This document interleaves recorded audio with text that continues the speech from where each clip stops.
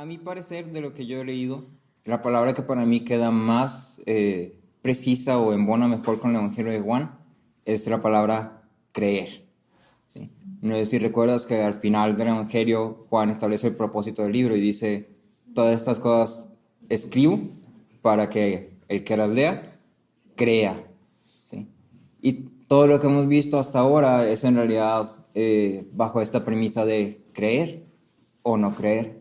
Entonces, para mí, creer es como la palabra central en todo el Evangelio de Juan. Es la palabra que conecta todas las historias, todas las narrativas. O sea, todo lo que está pasando en el Evangelio de Juan está conectado a creer o está conectada por la palabra creer. La palabra creer y sus verbos y palabras derivadas de esa es encontrada en el Evangelio de Juan aproximadamente unas 80 veces. Les voy a mandar por ahí unas notas. ¿Ya lo mandó? Okay, ya, gracias.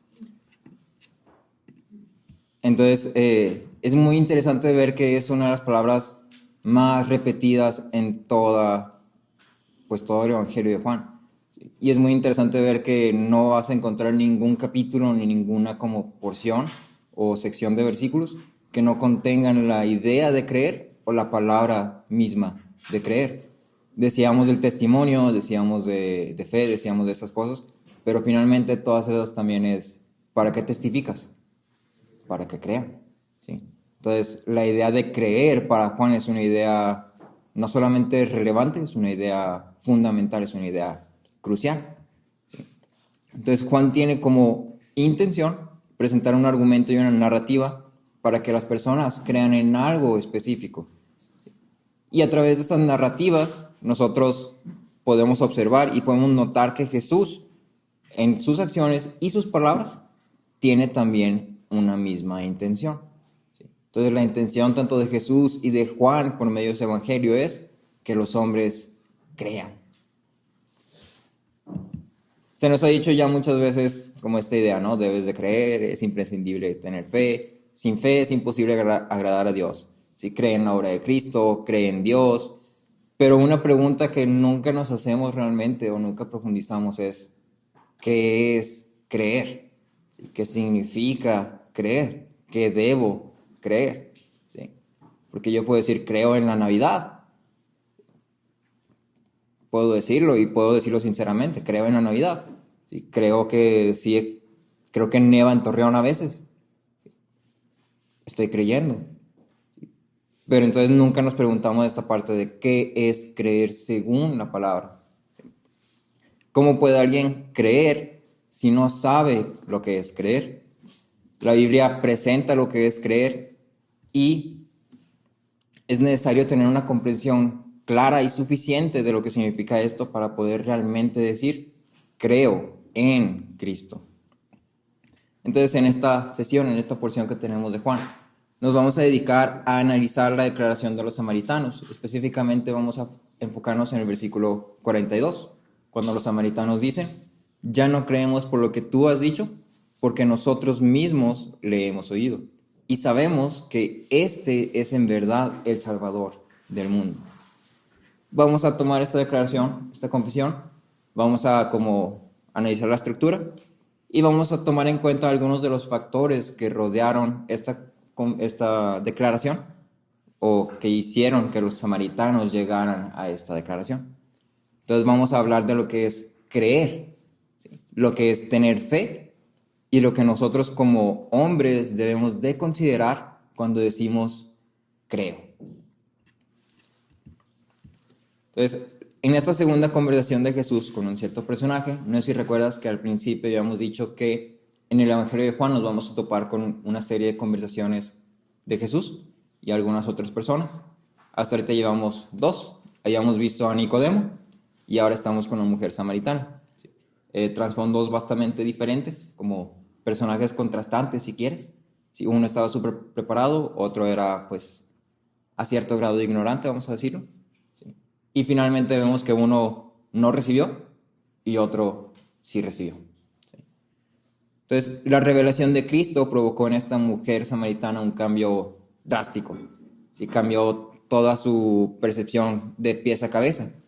Y este cambio fue tan drástico que la llevó a dejar todo lo que tenía, que en este caso pues lo único que tenía era su vasija para el agua, ¿sí? Pero dejó también su propósito de estar ahí, es decir, ella iba por agua porque tenía sed, ¿sí? Y lo dejó y fue y proclamó a Cristo, predicó a Cristo inmediatamente. Entonces es evidente que por sus acciones ella creyó y este creer la llevó a actuar. La proclamación de esta mujer, aunque haya sido una invitación que pescaba solamente la curiosidad, si recuerdas la invitación fue, ven y ve, ¿sí? ¿No será este el Cristo? Entonces la mujer de cierta forma no se metió en doctrina, no se metió a decir esto y esto y aquello, simplemente fue, ¿y no será? Y eso fue suficiente. Fue suficiente para que el Evangelio fuera escuchado por muchos. Y por medio del ejemplo de esta mujer samaritana, tenemos un panorama más amplio de lo que implica o significa creer. ¿Sí? Entonces, si me acompañas, vamos a leer Juan. Dice, versículo 39, y de aquella ciudad muchos de los samaritanos creyeron en él por la palabra de la mujer que daba testimonio, diciendo, él me dijo todo lo que yo he hecho. De modo que cuando los samaritanos vinieron, rogaban a Jesús para que se quedara con ellos, y él se quedó allí 2 días. Muchos más creyeron por su palabra, y decían a la mujer, ya no creemos por lo que tú has dicho, porque nosotros mismos le hemos oído, y sabemos que este es en verdad el Salvador del mundo. En esta declaración, en este pasaje, hay 2 principales cosas que vamos a remarcar, siendo en la declaración de los hombres samaritanos y lo que le rodea. Entonces vamos a remarcar la procedencia de su creer y el objeto de su creer, o la procedencia de la fe y el objeto de su fe. Y vamos a hablar de otros 3 elementos que conforman el creer. Vamos a hablar de el intelecto, la confianza y la confesión. Entonces te lo repito, vamos a remarcar 2 cosas principales en esta declaración de los hombres samaritanos y lo que los rodea, o sea, los factores, vamos a llamarles factores externos, si lo quieres ver así, que son la procedencia, o sea, el cómo llega, y el objeto, a qué está dirigida. Y vamos a hablar de los 3 elementos que conforman el creer, siendo el intelecto, la confianza y la confesión.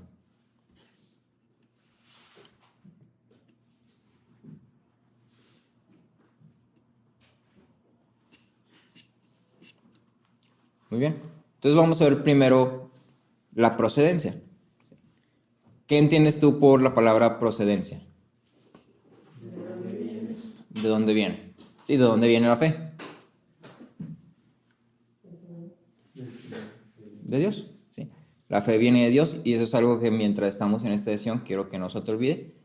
Noté mientras estaba como leyendo ya cuando lo había terminado que pudiera malentenderse, tal vez un poco. Entonces vamos a siempre tener este chip, ¿no? Vamos a mantener en mente siempre esta parte de que la fe es un don de Dios. Si la fe no viene de nosotros, no procede de nosotros, los hombres no pueden producir fe por ellos mismos, ni por nada que ellos hagan.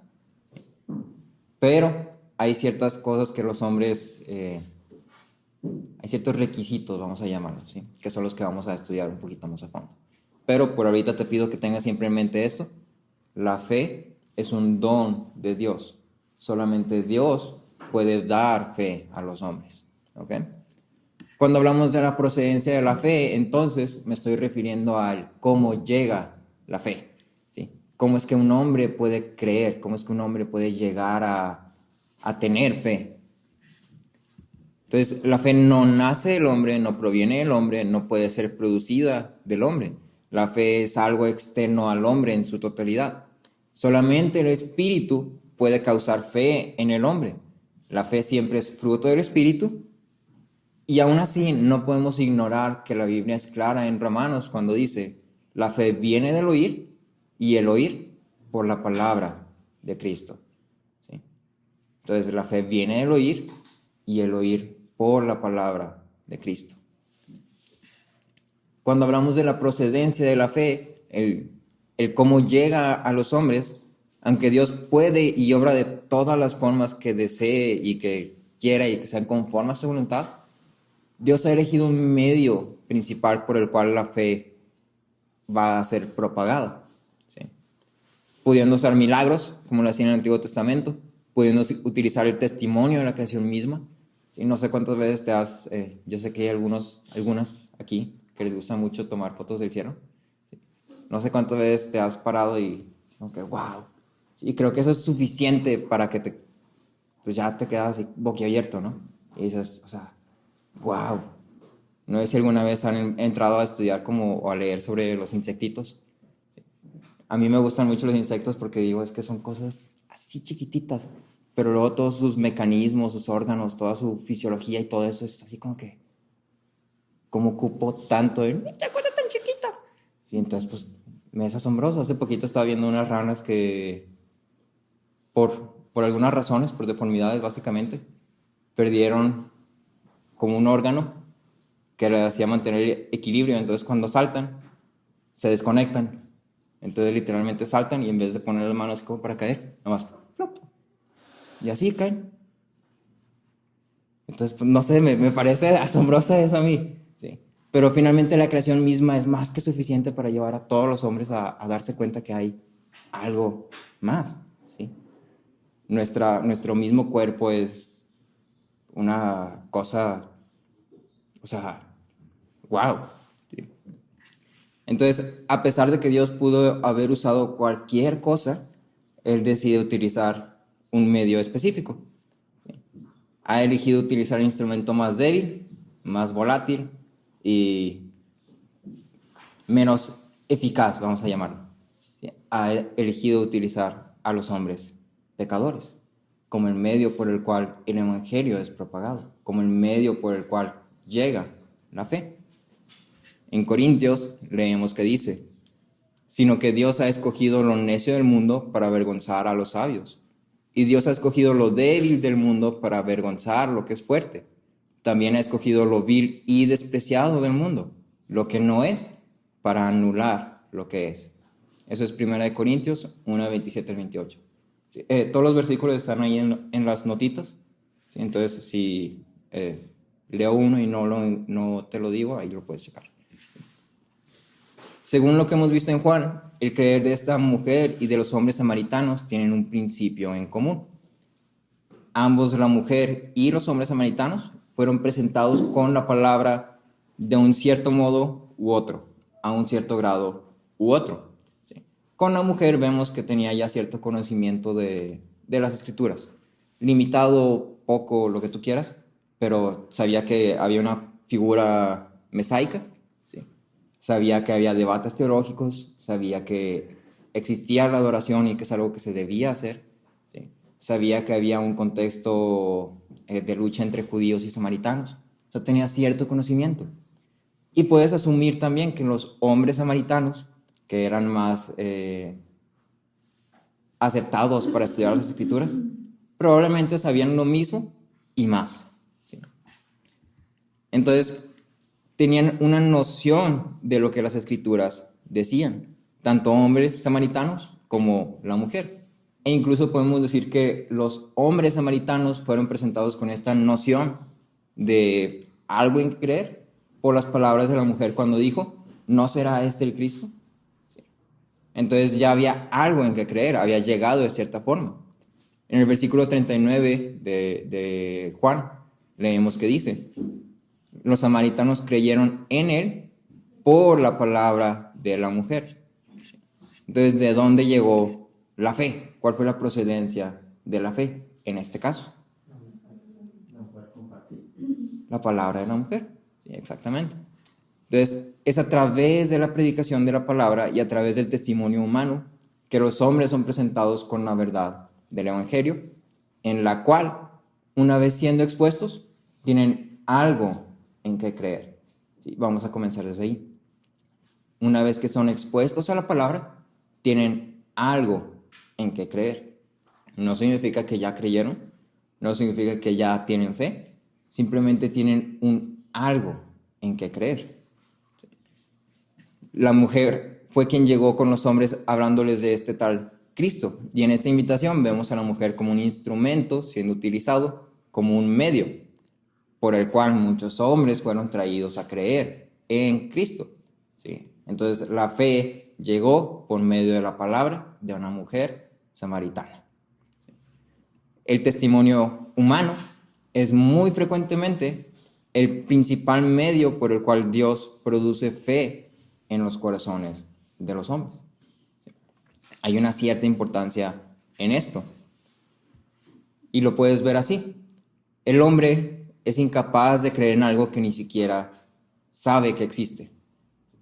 De la forma que desde pequeños somos presentados con estos como personajes como el Ratón Pérez o Santa Claus o cosas así. No podemos creer en ellos a menos que alguien nos cuente de ellos. ¿Cierto o falso? Sí. Si desde chiquito a un niño nunca le contaras de esto, ¿pudiera creer en ellos? No, porque ni siquiera sabe que existen. Si ni siquiera sabe qué son, para ellos no son nada, porque no son. ¿Sí? Y entonces es lo mismo a cierto grado con Dios. Si la gente no sabe quién es Cristo y no puede creer en algo que no sabe que existe ni siquiera. ¿Sí? Entonces, imagínate esto. ¿Pudieras tú creer en un hecho histórico si fueras ignorante de qué ocurrió? ¿Pudieras tú decir, el saqueo de Roma de los vándalos sí pasó? Si nunca hubieras escuchado quiénes son los vándalos, si nunca hubieras escuchado que existe una tal Roma, ¿sí? Si nunca hubieras escuchado que los vándalos esto y aquello y se poblaron ahí en Roma y bla, bla, bla, bla, ¿pudieras tú creer en ese hecho? Tienes que ser presentado primero con ese hecho. Y cuando eres presentado con ese hecho no significa que lo creas. Significa que hay algo que tu mente está diciendo puede que sí, puede que no. Y eso lleva a los hombres a investigar, ¿sí? A la curiosidad. Y entonces es lo que hizo esta mujer. La mujer dijo, puede que este es el Cristo. Entonces los hombres no creyeron necesariamente, sino que dijeron, puede que sí, puede que no. Vamos a ver. ¿Sí?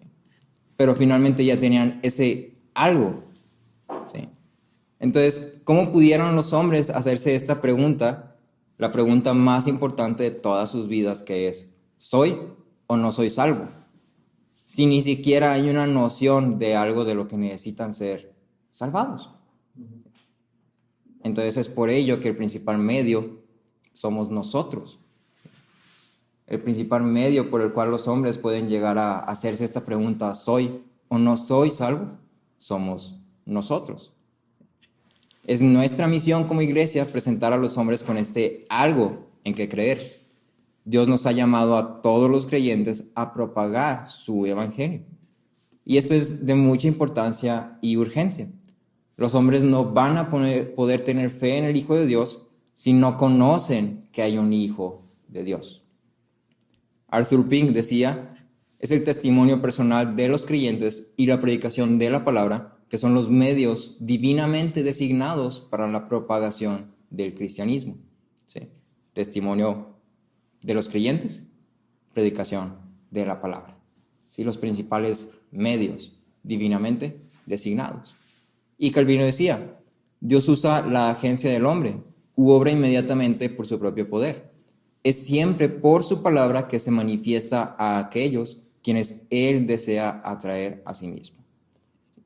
Entonces, ¿cuál es la procedencia de la fe? La predicación de la palabra. ¿Sí? La proclamación de Cristo de boca de los hombres. Entonces lo vemos aquí con la mujer samaritana ejemplificado. Y hablemos un poquito del testimonio personal. Diría uno, ¿qué debo proclamar? ¿Es suficiente decir, ven a la iglesia? ¿Es suficiente decir, acompáñame? Puede que sí. Puede que sea suficiente. Pero puede que también no tengas esa oportunidad. Yo creo que todos nos hemos topado con personas que están cerradísimas a la religión y todo lo que implica religión y todo lo que rodea a la religión. Y entonces, en el momento que tú abres tu boca para decir, ven, acompáñame, ya están diciéndote que no. porque así son las personas, están cerradas a estas ideas y no quieren nada de esto. Y entonces muchas veces, aunque a lo mejor o lo más fácil para nosotros es decir, ven, acompáñame a la iglesia, no siempre vamos a tener esa oportunidad, si no siempre vamos a tener esa facilidad. Y entonces, ¿qué hago? ¿Cómo puedo yo apuntar a esta persona a un Cristo si la persona no quiere?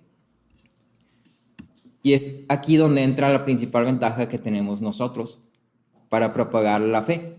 ¿Sí? A pesar de que los hombres pecadores son un medio no muy eficiente, no muy efectivo, no ideal si lo quieres ver así, tenemos una cierta ventaja y es nuestro testimonio personal. ¿Sí? Nuestra experiencia personal es nuestra principal ventaja. ¿Sí? Ligada al testimonio y a la palabra, nuestra experiencia personal es el primer y es el mejor cebo que tenemos para pescar a los hombres. Lo hemos ejemplificado con la mujer samaritana. ¿Sí? Las palabras de la mujer fueron: este hombre me dijo todo lo que yo he hecho. ¿Sí? Está utilizando su testimonio personal como una herramienta para atraer a los hombres a Cristo.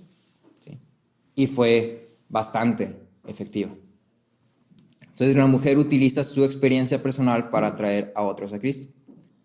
Los hombres probablemente conocían de la inmoralidad de la mujer, pero el simple hecho de que un cierto hombre que no hubiera sido visto en ese lugar pudiera con precisión describir la vida de esta mujer a tal grado que la causara a hacer este alboroto, fue suficiente para que los hombres mordieran el cebo. Entonces llega la mujer y decían: no, es que este hombre, es que me dijo todo lo que yo he hecho en toda mi vida, o sea, desveló toda mi inmoralidad como si nada, como si me estuviera viendo desde arriba todo el tiempo. Y eso fue suficiente para que los hombres dijeran: a ver qué está pasando aquí. Incluso si no creían, incluso si eran escépticos a eso, a lo mejor el chismecito, ¿no? Pero eso fue suficiente. Spurgeon decía: los testigos de otras cosas exageran, pero los testigos de Jesús siempre se quedan cortos. ¿Sí? No hay un testimonio de experiencia personal que pueda describir lo que es estar en Cristo. Siempre te vas a quedar corto. ¿Sí? Y eso significa que todas tus palabras nunca van a ser exageraciones. ¿Sí? Obviamente hay que hacerlo con prudencia, con sabiduría, con mesura. No vas a alardear de milagros y cosas así, porque ese no es el punto, pero eso ya es otro tema. Es más fácil que un hombre pueda identificarse con una realidad presente que para él es más como evidente, ¿no? Veíamos que Jesús constantemente utilizaba medios terrenales para convencer a las personas de fines eternos. Y esto es algo que tú y yo podemos aplicar también en cierto grado, utilizándonos a nosotros mismos y nuestro testimonio personal como ese medio. ¿Por qué? Si yo llego con una persona y le digo: no, pues es que Dios creador, y es que el hombre pecador, y Jesús salvador, redentor, y pues infierno. Son conceptos que a lo mejor para una persona es, pues sí, son conceptos de religión, a mí. O sea, qué bueno que tú creas eso, yo respeto tus creencias, ¿verdad? Pero, no, pues yo estoy bien. Pero si le digo: es que a través de la palabra, a través de la predicación, es que Dios ha obrado en mi vida a tal grado que ahora esto que para mí era imposible no hacer, ahora lo hago, ahora no lo hago y no batallo en nada. ¿Sí? Mi experiencia personal, la transformación de mi vida, ¿sí? La forma en que he cambiado como persona, la forma en que mi casa, mi familia, ¿sí? Ha disfrutado de este cambio, es innegable. Y la causa de esto no es otra más que la palabra de Dios y su obra en mí. Y eso es algo innegable. Y ese medio lo puedes utilizar tú porque es algo que tú mismo estás viviendo. Entonces el testimonio personal es nuestra principal ventaja. Muchas veces cometemos el error de presentar el evangelio de una forma meramente doctrinal. En sí no hay mucho error en esto. Si no está mal llegar y meramente presentar doctrinas, siempre y cuando lo hagamos con mucha sabiduría. Pero sí hay error cuando solamente hacemos esto y lo dejamos ahí. Si atacamos constantemente a las conciencias de los hombres solamente con doctrina y con decir eres un pecador, Dios te creó y no estás cumpliendo el propósito que Dios creó para ti y te vas al infierno por eso, no le estás haciendo un favor a nadie. Sería mejor que te quedaras callado. Entonces, mi invitación a creer, mi presentación de Cristo a los hombres, naturalmente va a contener doctrina. Pero es mi testimonio lo que da evidencia de la vida en esa doctrina. ¿Sí? Es mi testimonio lo que da evidencia de la vida en esa doctrina. ¿Sí? No son simplemente hechos, no son enseñanzas, no son instrucciones. ¿Sí? La palabra decimos que es viva. Eso significa que transforma mi vida constantemente. Y es mi testimonio personal el que da evidencia de eso. En 2 Corintios 3, 5 y 6, leemos que dice, no que seamos suficientes en nosotros mismos para pensar que cosa alguna procede de nosotros. Nuestra suficiencia es de Dios, el cual también nos hizo suficientes como ministros de un nuevo pacto, no de la letra, sino del Espíritu, porque la letra mata, pero el Espíritu da vida. ¿Sí? No es que nuestro testimonio sea lo que los convierte, sino que es nuestro testimonio una herramienta que Dios está utilizando para que su palabra haga un efecto en las personas. ¿Sí? Entonces esto nos lleva a una pregunta. ¿Cuál es mi experiencia personal con Cristo? ¿Sí? ¿Tengo una experiencia personal con Cristo? No estoy hablando de un milagro de sanidad, no estoy hablando de una vez que pedí un carro y sí me llegó, no estoy hablando de la vez que, una vez abrí mi celular y tenía 5,000 pesos y pues yo dije, Dios plan. ¿Sí? No estoy hablando de eso. Hablo de una vida transformada por el completo al conocer el amor de Dios que fue expresado en la obra del Hijo. ¿Sí? Ese es mi testimonio personal. ¿Cómo es que este amor que fue expresado a mí ha transformado mi vida de una forma que es evidente e innegable? Entonces, en este creer hablamos de la procedencia, ¿no? Y hablamos del testimonio personal. Pero ahora hablamos también de que el creer debe tener un objeto. ¿Sí? La fe debe tener un objeto específico. Si seguimos en la narración de Juan, observamos que el mensaje llegó a los hombres por medio del testimonio personal de la mujer. Pero el mensaje de la mujer no convirtió a los hombres a Cristo. ¿Sí? El mensaje fue una invitación a probar por ellos mismos.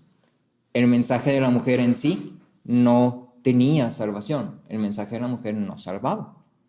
Y a pesar de esto, en el versículo 40 de Juan vemos que dice, de modo que cuando los samaritanos vinieron, rogaban a Jesús que se quedara con ellos. Y él se quedó allí 2 días. El mensaje de la mujer no fue suficiente para producir fe, pero fue suficiente para llevar a los hombres a interesarse por este tal Jesús. Entonces, el simple testimonio de esta mujer logró traer a los hombres a buscar el conocimiento de Cristo. Sobre esto Calvino decía, es en algunos aspectos un comienzo de fe cuando las mentes están preparadas para recibir la doctrina. En el momento que los hombres habían mostrado este interés genuino por, ¿será este el Cristo? Es como vamos a llamarlo un retoño de la fe, si lo quieres ver así. Si era algo que estaba como preparando, así como la tierra la estás preparando para empezar a poner algo ahí. No es que el mensaje de la mujer hubiera provocado fe en los hombres, es que el mensaje de la mujer preparó el camino para que la palabra de Dios pudiera llegar a los hombres. Tal vez algunos creyeron en las palabras de la mujer cuando hablaba de este profeta, pero considerando el contexto samaritano, seguramente ellos creyeron en el Taeb, ¿sí? En su figura profética, no en Cristo. ¿Sí? Ellos estaban creyendo, pues el Mesías que yo espero, esta mujer está hablando de ese, pues seguramente es. ¿Sí? Entonces su fe no estaba colocada en Cristo, estaba colocada en otra cosa. La fe no es una creencia cualquiera en lo que sea similar o entre en la misma definición que Jesús. Primero que nada, es imposible que exista algo que entre en la misma definición que Jesús. Segundo, de acuerdo con la Biblia, la fe debe estar puesta en algo específico. La fe que salva tiene un objeto específico. ¿Sí? Está apuntada, dirigida, colocada en algo específico. Los hombres samaritanos, en la declaración que hacen en el versículo 42, expresan una idea interesante cuando dicen: ya no creemos por lo que tú nos has dicho. ¿Sí? Hablando a la mujer. Y le dicen a la mujer: ya no creemos por lo que tú nos has dicho. Los hombres, antes de haber escuchado a Jesús mismo, habían colocado su fe, su creer, en las palabras de la mujer. ¿Sí? El objeto de su fe estaba errado. Por ende, no tenían fe que salvaba. E incluso podemos ver ejemplos de esto en la Biblia. En Hechos 26, versículos 27 y 28, te lo leo, dice: Rey Agripa, ¿cree usted en los profetas? Yo sé que cree. Es Pablo hablando. Entonces Agripa le dijo a Pablo: en poco tiempo me persuadirás a que me haga cristiano. Entonces quiero que notes dos cosas. El rey creía en las palabras de los profetas. ¿Creía en Cristo? Porque él mismo dijo: no soy cristiano. Es cuando dice: me persuadirás a que me haga cristiano. Entonces puedes creer en las palabras de los profetas, puedes creer en los hechos bíblicos, pero puedes no creer en Cristo. ¿Sí? Son dos cosas diferentes. Puedes creer en los hechos, mas puedes no creer en el Hijo de Dios. Y este es un caso no tan ajeno a muchas personas que dicen ser cristianos. Muchos dicen tener fe meramente por estar de acuerdo con las palabras de un cierto predicador o un grupo de cristianos. ¿Sí? O muchos dicen: yo creo en la iglesia. Y su fe está colocada en la iglesia. Yo creo en la religión, ¿sí? Porque la religión me ha ayudado. ¿Sí? Y su fe está colocada en la religión. Entonces, la fe debe tener un objeto específico. Los hombres habían creído, pero ese creer no era suficiente. Sabemos que su creer cambia de las palabras de la mujer a la verdadera revelación, porque dicen: nosotros mismos le hemos oído. Entonces estos hombres progresaron de creer en la palabra de una mujer a creer en las palabras del verdadero Hijo de Dios. Leon Morris decía: la mujer podría presentarles a Jesús, pero la fe no es la fe, siempre y cuando se base en el testimonio de otro. Debe de haber un conocimiento personal de Cristo para que se haya una experiencia cristiana auténtica. ¿Sí? Si tu fe está puesta no en Cristo, sino en otra cosa que está como ahí a los alrededores de Cristo, no es fe que salva. Y entonces, ¿cuál es el objeto de la fe? ¿Cuál debería ser el objeto de la fe? La respuesta corta: Cristo, el Cordero de Dios que quita el pecado del mundo. Luis Berkhoff define la fe como: la fe salvadora es una convicción forjada por el Espíritu Santo con respecto a la verdad del Evangelio y una confianza en las promesas de Dios en Cristo. ¿Sí? Es una convicción forjada por el Espíritu Santo con respecto a la verdad del Evangelio. Vamos a enfocarnos en eso. ¿Sí? Con respecto a la verdad del Evangelio. ¿Sí? Las palabras de Dios. La fe debe estar enfocada, cimentada en las palabras de Dios. Sin el objeto correcto en el cual creer, la fe no es más que una creencia nula. No es una fe que salva. Y aun si un hombre dijera: creo en estas palabras que me dicen, por ello voy a vivir conforme a estas palabras.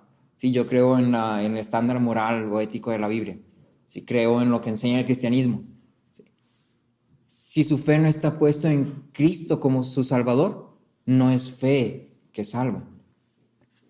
Vance Havner conectaba esta misma idea con Job, diciendo: ¿con qué frecuencia es la vida cristiana más profunda?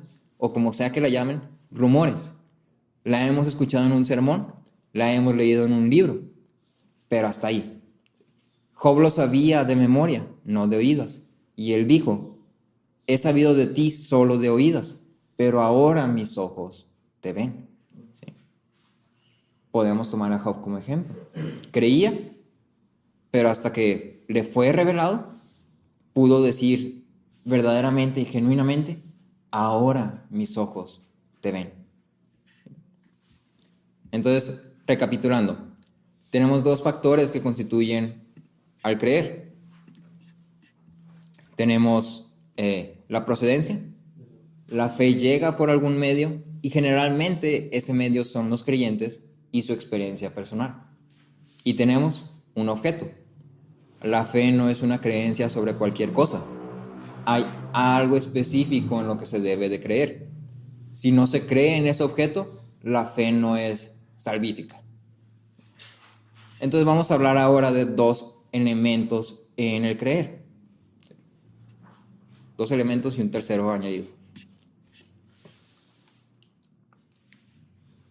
Los hombres samaritanos dijeron, ya no creemos por lo que tú has dicho.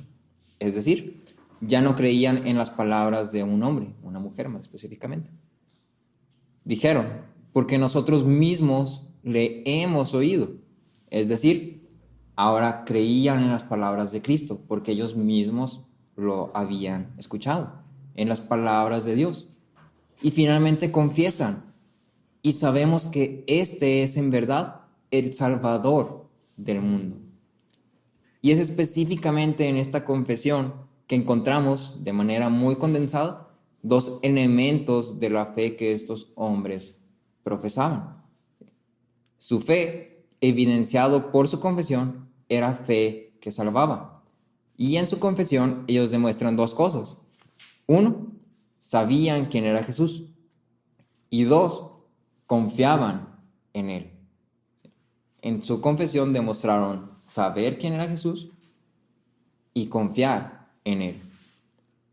Entonces, como lo demuestra la confesión de estos dos hombres, la fe ocupa, como mínimo, el intelecto y la confianza. Entonces, hablemos del intelecto. Como se menciona previamente, el Evangelio es inevitablemente doctrinal. ¿Sí? El Evangelio, por su naturaleza, es doctrina. Es imposible presentar el Evangelio sin doctrina. Esto implica que para que un hombre pueda creer, es necesario que primero sepa. ¿Sí? Es necesario que tenga un cierto conocimiento sobre ciertas cosas. No significa que se tiene que convertir en un experto, pero sin conocimiento de lo esencial para la fe, el hombre no puede creer acertadamente. ¿Sí? La fe salvadora debe ser intelectual. La fe cristiana debe contener un aspecto intelectual. Si no es algo que podamos omitir, separar o descartar.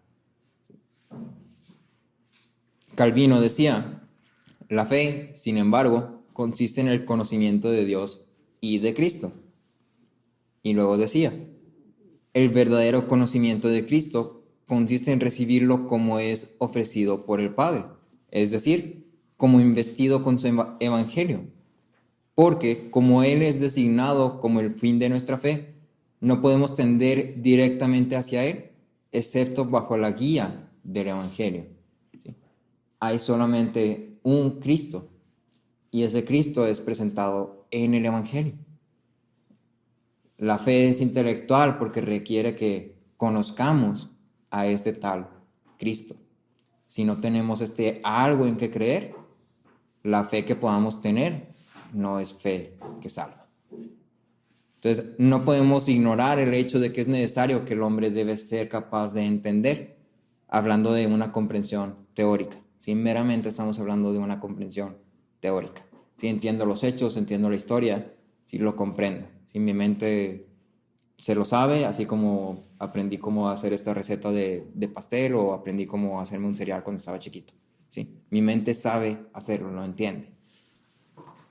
Dios dio al hombre y solamente al hombre el intelecto para poder entender estos hechos. Es parte de nuestro ministerio como siervos de Dios dar a conocer el mensaje del evangelio de una forma que sea comprensible para quienes escuchan, ¿sí? Esto es algo que ya había mencionado en algunas sesiones atrás. Y finalmente en mi predicación del Evangelio yo tengo que saber a quién le estoy predicando y saber entonces cómo debo predicar. Si estoy predicando a un niño, lo voy a hacer tal vez con palabras sencillas, frases cortas, frases sencillas, verdades concisas. Si lo estoy haciendo con un señor, tal vez puedo detallar más, describir más, entrar más en historia. Si lo estoy haciendo con un historiador, tengo que saber de historia. Si lo estoy haciendo con un científico, tengo que saber de ciencia. Entonces, tengo que saber. La fe requiere de intelecto. Pero hay que ser muy claros en esto. El Evangelio no es una competencia de intelectos. ¿Sí? El intelecto es una herramienta para la expansión del reino. Entonces, no se trata de yo ser el más listo, de yo saber más. Mi intelecto no es más que una herramienta para la expansión del reino. Entonces, el primer elemento en la confesión, intelecto. El segundo elemento es confianza. ¿Sí?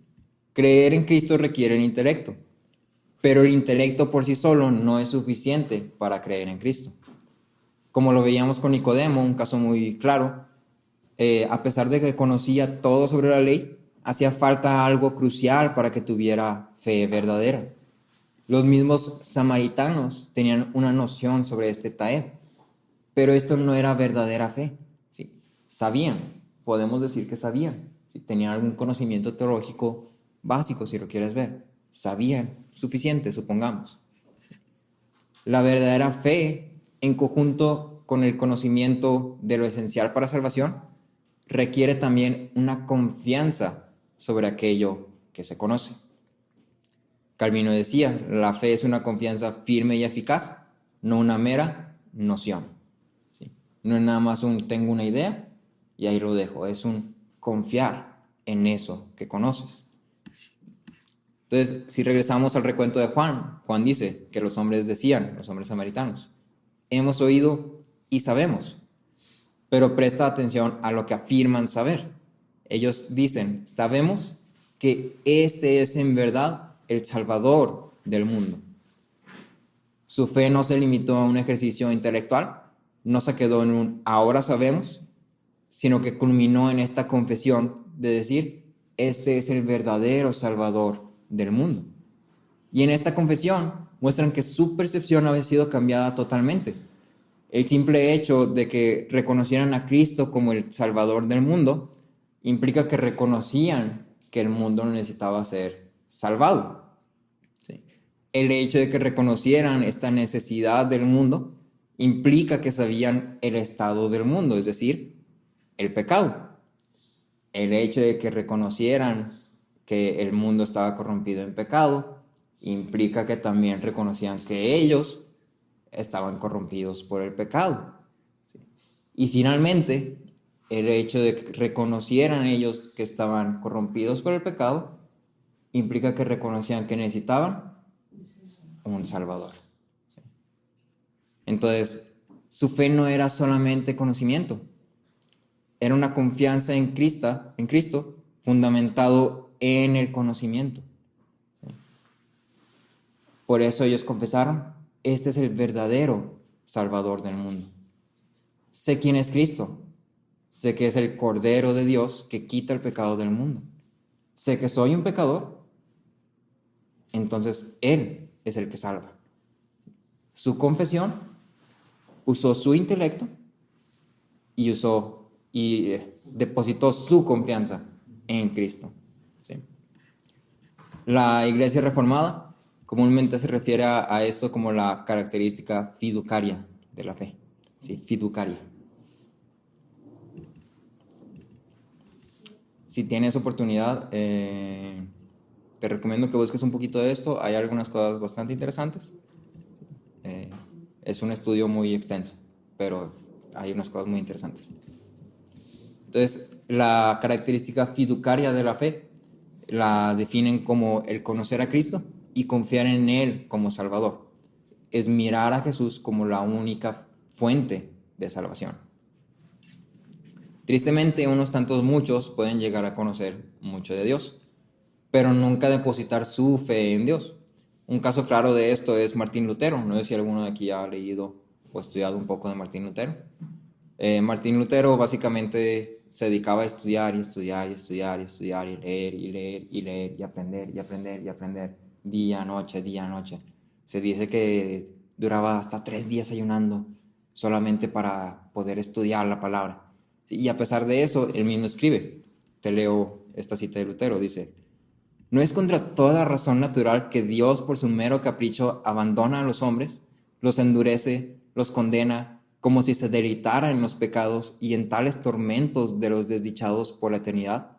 Él que se dice que es de tal misericordia y bondad. Esto parece inicuo, cruel e intolerable en Dios, por el cual muchos han sido ofendidos en todas las edades. ¿Y quién no lo sería? Más de una vez fui llevado al abismo de la desesperación para desear no haber sido creado. Amar a Dios, lo odiaba. Lutero conocía, ¿sí? Y a cierta forma creía. Él, de cierta forma, está afirmando que fue creado por Dios cuando dice deseaba no haber sido creado.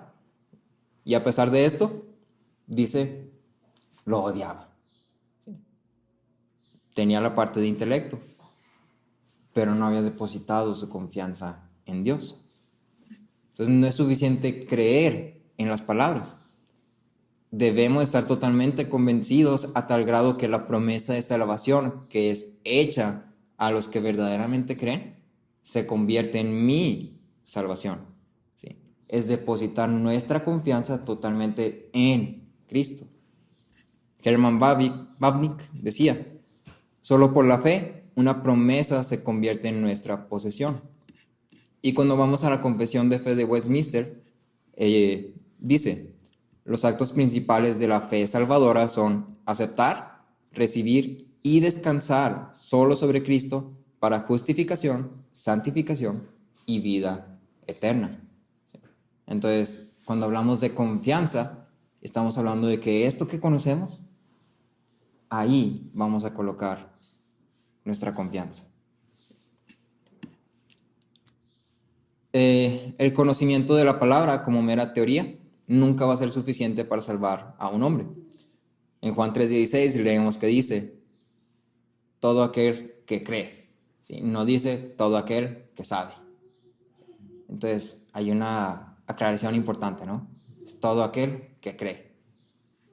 La fe requiere confiar en Dios y en su palabra. Requiere confiar en la obra de Cristo.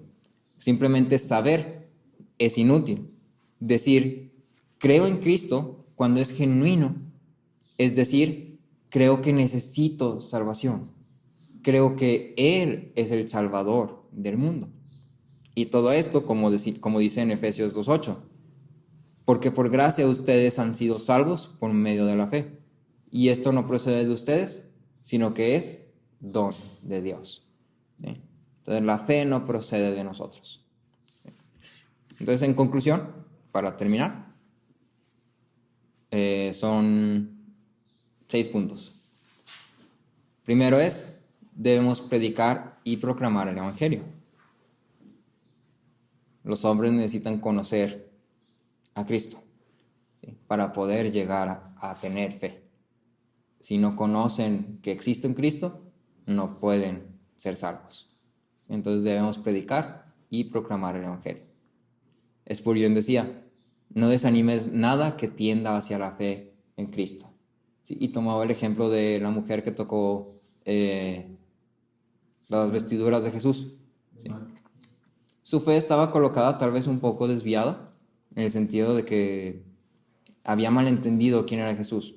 Sí, ella estaba viendo a Jesús como este hombre que sanaba personas, sí, como este hombre que hacía milagros, sino como un salvador como tal. Pero finalmente había creencia, sí, creía en Jesús. Jesús tomó esto y fue más allá. ¿Sí? Entonces lo que Spurgeon argumenta es: no desanimes nada que tienda hacia la fe en Cristo. Si una persona está en una iglesia que tal vez no estés de acuerdo con su doctrina, si ese es el medio que Dios está usando para que la persona llegue a Cristo, no desanimes nada. ¿Sí? Segundo, el testimonio personal es nuestra principal evidencia de la fe. ¿Sí? Nuestro testimonio es nuestra mayor ventaja.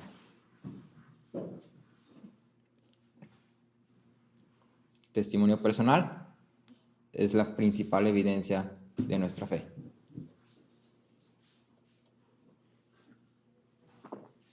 Tercero, la fe debe estar puesta en Cristo.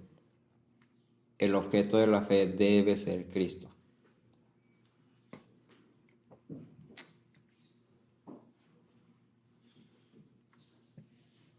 Cuarto, la fe demanda el intelecto. La fe demanda el intelecto. Nadie puede creer, si no conoce y entiende. ¿Sí? Quinto, la fe requiere depositar nuestra confianza en Cristo. Conocer no es tener fe.